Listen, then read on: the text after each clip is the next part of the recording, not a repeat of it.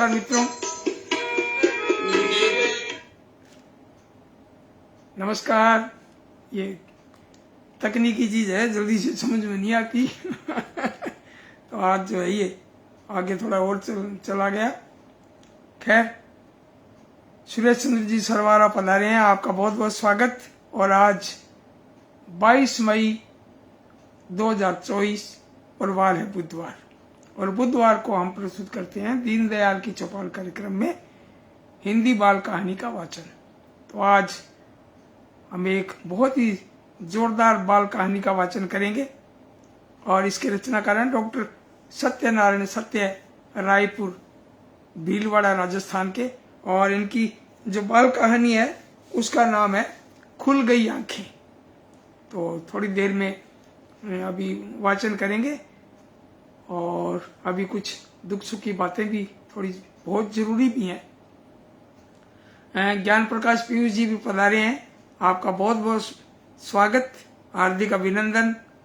सिरसा हरियाणा से बड़े जबरदस्त रचनाकार और संवेदनशील बाल साहित्यकार भी डॉक्टर सत्यनारायण सत्य भी पधारे हैं। भाई, जिनकी कहानी का वाचन कर रहा हूँ उनको मैंने सूचना दी थी। मैं जिनकी कहानी या कविताओं का वाचन करता हूँ उनको फोन पर सूचना देता हूँ और बाकी सबको मैं मैसेज करता हूँ। लगभग 250-300 मित्रों को मैसेज भेजता हूँ और काफी लोग आते हैं। कई बाद में जो है दीनदयाल की चौपाल यूट्यूब चैनल है उसको भी देखते हैं, सब्सक्राइब भी करते हैं और लाइक भी करते हैं, कमेंट भी करते हैं। तो आपका बहुत बहुत आभार। और मैंने जैसे कहा भी कुछ दुख सुख की बातें भी कुछ हो जाएं, तो मित्रों से मैं फोन पर भी बात करता रहता हूँ, मित्रों के फोन आते भी हैं। अभी लगभग 2-3 दिन पहले एक मित्र का फोन आया था दुर्ग छत्तीसगढ़ से, बलदाऊ राम साहू जी का, जो कि बाल साहित्यकार हैं। और इनकी माता श्री का 12 मई को देहावसान हो गया और वे 95 वर्ष की थी। और एक दूसरा दुखद समाचार एक और भी है। सहारनपुर उत्तर प्रदेश के वरिष्ठ बाल साहित्यकार डॉक्टर आर.पी. सारस्वत की माता श्री भी, उनका भी देहावसान हो गया 20 मई को। आप 90 वर्ष की थी। वही मंच के माध्यम से मैं उनको श्रद्धांजलि अर्पित करता हूं, उनको सादर नमन। ईश्वर उनकी आत्मा को अपने चरणों में स्थान दे। और एक और सूचना जो है, बदायूं के बाल साहित्यकार टिल्लन वर्मा जी और एक दूसरे और रचनाकार बाल साहित्यकार जो कि बहुत ही सक्रिय रहे थे, धीरेन्द्र कुमार यादव, इन दोनों का भी देहावसान हो गया। धीरेन्द्र कुमार यादव आप कानपुर से और टिल्लन वर्मा जो है बदायूं से, इनका भी देहावसान हो गया। ईश्वर इनकी आत्मा को अपने चरणों में स्थान दे। मैं इनको इस मंच के माध्यम से अपनी ओर से विनम्र श्रद्धांजलि अर्पित करता हूं। और कार्यक्रम की शुरुआत से पहले मैं एक और बात बताना चाहूंगा आपको कि आज शाम को 6:47 पर बुद्ध पूर्णिमा शुरू होने जा रही है। यानी बुद्ध पूर्णिमा की आपको बहुत बहुत शुभकामनाएं। और आज के दिन हम भगवान बुद्ध का, उनका जो है पूजा अर्चना करते हैं और ज्ञान और बुद्धि की प्राप्ति के लिए पूजा अर्चना करते हैं और उनसे मांगते हैं कि ईश्वर हमें सद्बुद्धि दे, हमें ज्ञान दे। और ये आज 6:47 शाम को 6:47 से लेके और 7 बज के कल 23 तारीख को 7:22 तक बुद्ध पूर्णिमा का प्रभाव रहेगा। तो आप सभी मित्रों को बुद्ध पूर्णिमा की बहुत बहुत बधाई। नीता अवस्थी जी, प्रणाम आपको भी। भाई, आप पधारे हो, बहुत बहुत स्वागत है आपका भी। और सुरेश सरवारा जी जो है सत्यनारायण सत्य जी को भी हार्दिक बधाई दे रहे हैं, अभिनंदन कर रहे हैं उनका। तो अभी मैं उनका डॉक्टर सत्यनारायण सत्य की कहानी से पहले मैं उनका थोड़ा संक्षिप्त परिचय आपके सामने प्रस्तुत कर दूं। डॉक्टर सत्यनारायण सत्य का जन्म जो है वो 12 जून 1980 को हुआ। मेवाड़ अंचल के छोटे से कस्बे रायपुर और जिला भीलवाड़ा राजस्थान में 12 जून 1980 को। बस अभी आने वाला है थोड़े दिन बाद, तो जन्मदिन की भी अग्रिम आपको बधाई सत्यनारायण जी को। और आप जो है बाल साहित्य में आपने शोध कार्य किया है, आपने पीएचडी की है, तो डॉक्टर साहब का बहुत बहुत बधाई। और आपकी किताबें जो हैं दिन आए फिर छुट्टी वाले बाल कविता संग्रह और अनोखा फैसला ये बाल कहानी संग्रह, हिंदी के साथ साथ आप राजस्थानी में भी लिखते हैं। एक किताब है आपकी धन धन मारो राजस्थान, ये राजस्थानी बाल कविताएं हैं। और एक है कविता संग्रह समय के साथ साथ। तो आपकी 4 किताबें मेरे ध्यान में अभी आई हैं। मैंने जैसा कि मैं परिचय मांगता भी हूँ, और ये और साथी आ गए हैं भाई, बहुत बहुत स्वागत। हरीश सेठी झिलमिल बड़े दिनों के बाद आए हैं सिरसा हरियाणा से, प्रणाम आपको भी।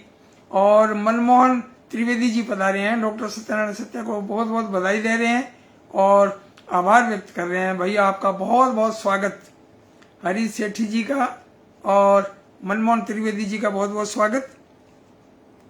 और शिक्षा के मामले में डॉक्टर सत्यनारायण सत्य जो है जीव विज्ञान में स्नातक और हिंदी भाषा में स्नातकोत्तर हैं। और आप राजस्थान शिक्षा विभाग में हिंदी के प्राध्यापक पद पर सेवारत हैं। और जहाँ तक मुझे ध्यान है आपकी श्रीमती जी जो है वो गांव में मुखिया हैं, सरपंच के पद पर सेवारत हैं। मेरी बहुत बहुत शुभकामनाएं। श्रीमती जी भी बहुत ही सक्रिय हैं। और आपकी रचनाएं जो हैं, सत्यनारायण जी की रचनाएं अनेक पत्र पत्रिकाओं में छपती रहती हैं। अभी पिछले दिनों पुस्तक संस्कृति में भी उनका भी एक आलेख आया था। और मेरी जो किताब है वो दीनदयाल के चुनिंदा शिशु गीत, उसकी भी समीक्षा उसमें लगी थी पुस्तक संस्कृति में। तो इस बहाने चलो याद आ गया, इसलिए मैंने जिक्र कर दिया। मैं पत्र पत्रिकाएं देखता रहता हूँ, फेसबुक भी एक्टिव रहता हूँ, फेसबुक में भी। और आपको पुरस्कार और सम्मान अनेक अनेक मिले हैं आपको। भारतीय भाषा कल्याण संस्थान जो है खटीमा उत्तराखंड से भी आप सम्मानित हैं, महाकाली साहित्य संगम कंचनपुर नेपाल से भी और मेघालय से भी शिरोमणि सम्मान, बाल साहित्य गौरव सम्मान, और लखनऊ से पंडित प्रताप नारायण मिश्र युवा साहित्यकार सम्मान। और इसके अलावा राजस्थानी भाषा साहित्य एवं संस्कृति अकादमी बीकानेर से आपको 2008 में धन धन मारो राजस्थान किताब पर पंडित जवाहरलाल नेहरू बाल साहित्य पुरस्कार आपको मिला। और 2021-22 में राजस्थान साहित्य अकादमी उदयपुर की ओर से आपको 2021-22 में डॉक्टर शंभू दयाल सक्सेना बाल साहित्यकार पुरस्कार से भी नवाजा गया। तो आप बहुत ही सक्रिय रहते हैं और मेरे अनुज हैं और मेरे बहुत लाडले भी। तो मैं इनकी बाल कहानी का वाचन से पहले मैं कुछ और नाम और बोल दूं। शशिकांत मिश्र, शशि जी बता रहे हैं भाई, आपका शशि जी बहुत बहुत स्वागत। आप पहले भी आए थे और आप इसमें दीनदयाल की चौपाल में आप आते हैं, बहुत बहुत स्वागत है आपका। और मैं सोचता हूँ कि अब कहानी शुरू करूँ, क्योंकि ज़्यादा समय नहीं लगाना चाहिए। छोटी सी वीडियो क्लिप होती है तो लोग बार बार देखते हैं। और ज्ञान प्रकाश जी को भी पिछले दिनों वहाँ की संस्था ने सम्मानित किया था, मैंने जिक्र भी किया। अभी वो फोटो भिजवाओ भाई टाबरटोली के लिए, तो टाबरटोली में छपे तो पूरी दुनिया को पता लगे।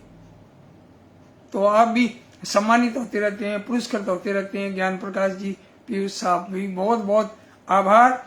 और सत्यनारायण जी, अब मैं शुरू करता हूँ आपकी बाल कहानी और शीर्षक है खुल गई आंखें। स्वाति और सलोनी एक ही कक्षा में पढ़ने वाली 2 होनहार प्रतिभाशाली छात्राएं थी। ये दोनों पक्की सहेलियां भी थी और सहपाठी होने के साथ साथ ये पड़ोसी भी थी, यानी कि इनका घर जो है वो पास पास ही था, एक ही कॉलोनी में। लेकिन स्वाति के पापा एक सरकारी स्कूल में प्रधानाध्यापक थे, जबकि सलोनी के पापा गांव में ही एक वेल्डिंग की दुकान चलाते थे। दोनों सहेलियों के घरों में काफी अंतर होने के बाद भी दोनों में इतना प्रेम था कि मानो दोनों सगी बहनें हों। स्वाति के घर में नौकर चाकर, कार, कंप्यूटर, टीवी, खेल खिलौने और न जाने कितनी सुख सुविधाएं। फिर भी वह हर रोज सुबह शाम सलोनी के घर खेलने जरूर जाती। उसे सलोनी के घर पड़ी गुड्डे गुड्डियां और लकड़ी का घड़ुल्या, कंचे, रंग बिरंगी चूड़ियां इतनी पसंद आती थी कि उसके सामने उसके महंगे इलेक्ट्रॉनिक खिलौने फीके पड़ जाते थे। स्वाति के पापा तो आधुनिक ख्यालों के थे, पर स्वाति की माँ थोड़े पुराने विचारों की थी। इसीलिए वह स्वाति को सलोनी के घर बार बार जाना उसको पसंद भी नहीं था। एक दिन फिर जब स्वाति खेल कूद कर सलोनी के घर से लौटी तो स्वाति की मम्मी का गुस्सा 7वें आसमान पर। वह आग बबूला होते हुए बोली, फिर चली गई वहां सलोनी के घर। तुम्हें कितनी बार समझाया है कि छोटे लोगों से दोस्ती मत रखो, पर हे भगवान, न जाने इस लड़की को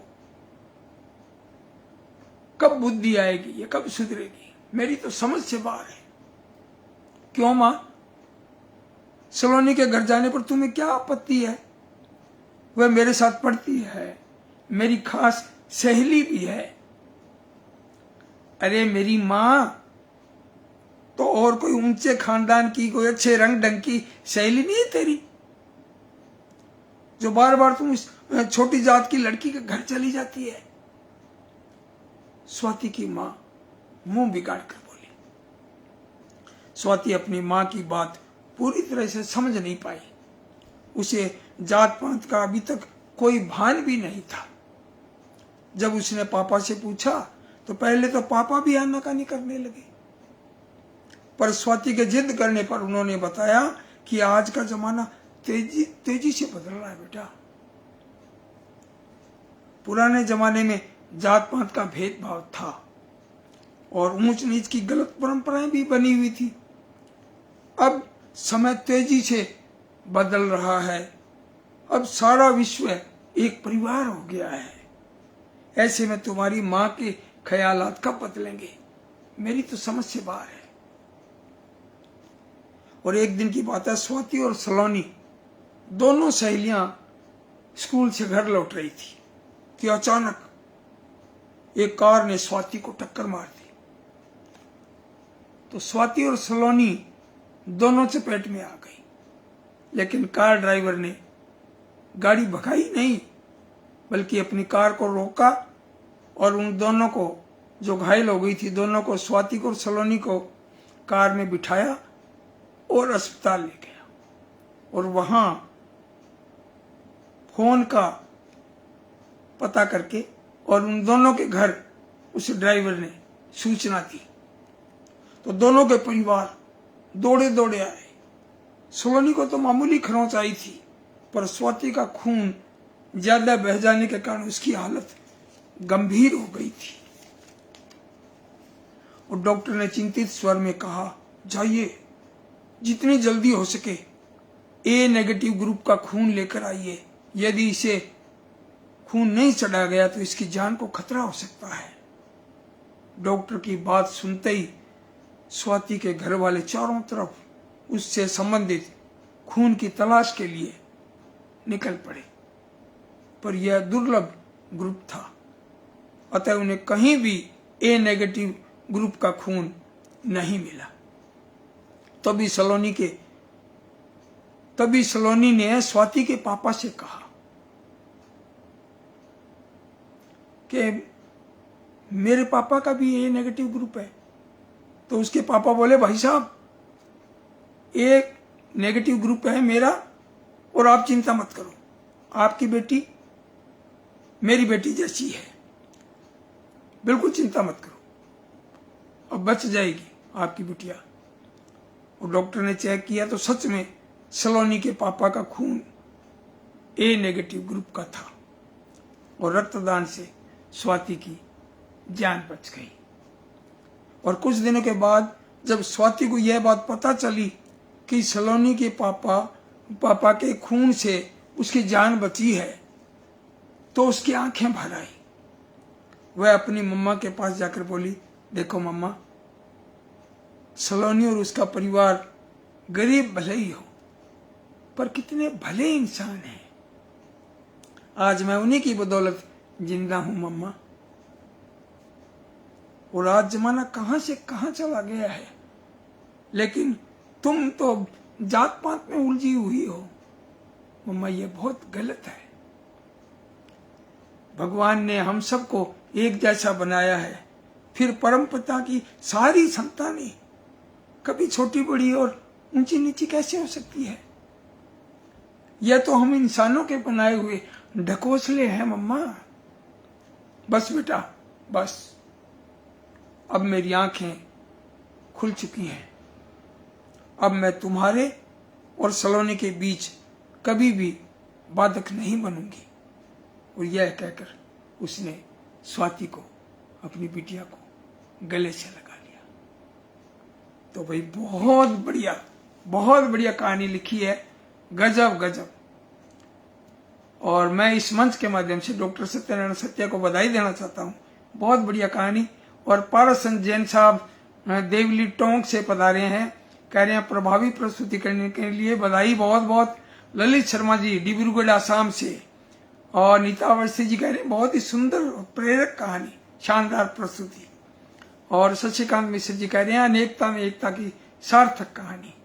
और हरीश सेठी जी सिरसा से आप कह रहे हैं कि एक ही बाल कहानी में कई सार्थक संदेश।